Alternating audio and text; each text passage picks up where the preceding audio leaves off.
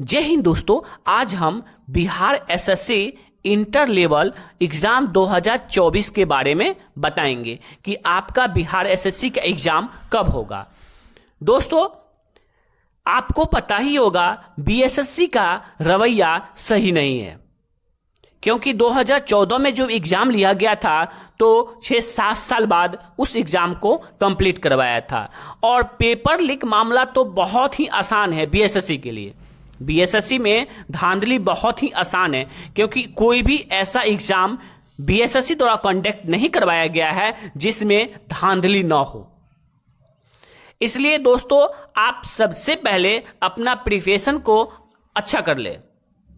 अगर आपका प्रिपरेशन अच्छा हो, स्टडी अच्छा हो, तो आप एग्जाम अवश्य निकाल पाएंगे। क्योंकि अगर कितना भी धांधली होता है तो अगर मान के चलिए मेरा जितना भी 12,000 प्लस सीट है, मेरा 12,000 प्लस सीट है, तो इसमें कितना 10 से 20% बहुत धांधली होता है, तो ये होता है। बट इसमें जो एक्चुअल स्टूडेंट होते हैं, अगर आपका स्टडी अच्छा है तो 80% स्टूडेंट जो मेरिट बनता है वो एक्चुअल स्टूडेंट होते हैं जो मेहनत करके आते हैं। तो बिहार द्वारा जितने भी एग्जाम कंडक्ट करवाया जाता है वो लगभग धांधली होता है, क्वेश्चन पेपर लीक, ये सब मामला आता ही है। तो वो सब बातें पे आपको ध्यान नहीं देना है। आपको ध्यान फोकस किस बात पे देना है कि हमारा स्टडी अच्छा हो। तो दोस्तों, स्टडी अच्छा हो, इसके लिए आपको स्टडी भी करना होगा और आप कर भी रहे होंगे, तो इस पे ज़्यादा से ज़्यादा फोकस करना है।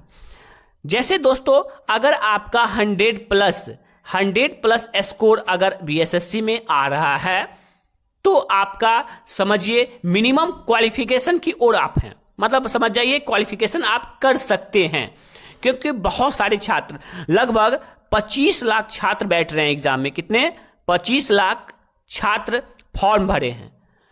तो 25 लाख छात्र फॉर्म भरे हैं, 12,000 प्लस सीट है। तो इसमें दोस्तों, आप इस एक सीट पाने के लिए आपको कड़ी मेहनत करना होगा, जिसके लिए अगर आप 100 प्लस लाते, अगर 100 प्लस नहीं ला रहे हैं तो आपको अपने स्टडी को और तेज करना होगा।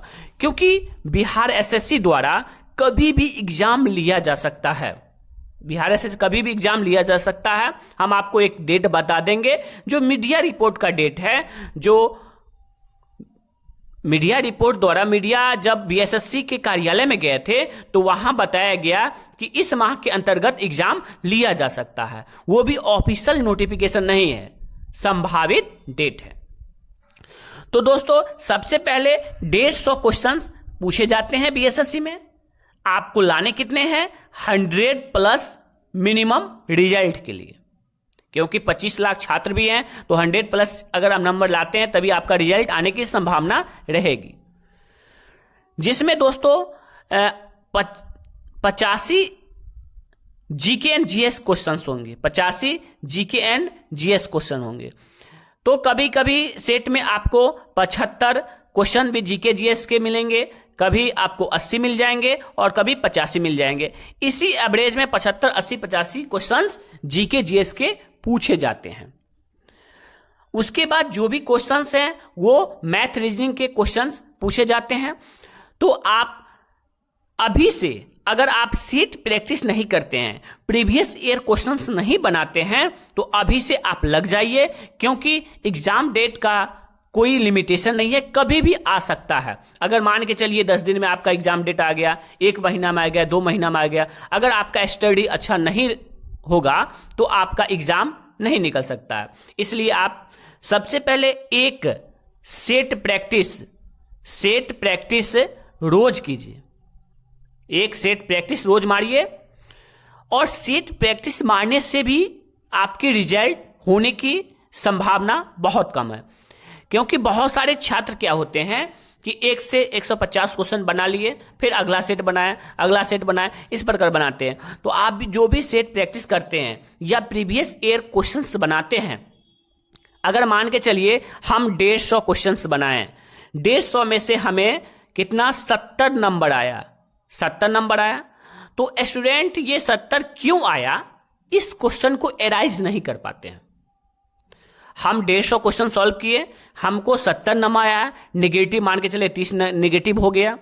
तो हमें यह देखना है कि 150 में हमें 70 क्यों आया, हमें 120 प्लस क्यों नहीं आया। तो हमें कहां हमने गलती किया, कौन सा सेक्टर हमारा कमजोर है, हम उस पे फोकस करेंगे। अगर मान के चलिए हमारा जीके में गलत हो रहा है, उस पोर्शन को किस मतलब हिस्ट्री में, ज्योग्राफी में, जो भी सब्जेक्ट हमारा कमजोर है हम उस पर ज़्यादा फोकस करेंगे। अगर मैथ में मान के चलिए हमारा मैथ में कोई भी चैप्टर ले लीजिए, परसेंटेज हमारा नंबर नहीं क्वेश्चन बन रहा है, तो हम परसेंटेज को 2-3 बार रिवीजन कर लेंगे। अगर मान के चलिए हमारा परसेंटेज के बाद हमारा अगर CI/SI में अगर नहीं आ रहा है, मतलब कंपाउंड इंटरेस्ट, सिंपल इंटरेस्ट में अगर क्वेश्चंस नहीं बन रहे हैं, तो उसका रिवीजन कर लेंगे। जो चैप्टर हमें बहुत हार्ड लग रहा है उस चैप्टर को बार बार अध्ययन करेंगे ताकि इजी हो जाए और हम क्वेश्चंस को सॉल्व कर पाए। तो दोस्तों आप बेस्ट स्टडी कीजिएगा, तभी आपका रिजल्ट बनेगा।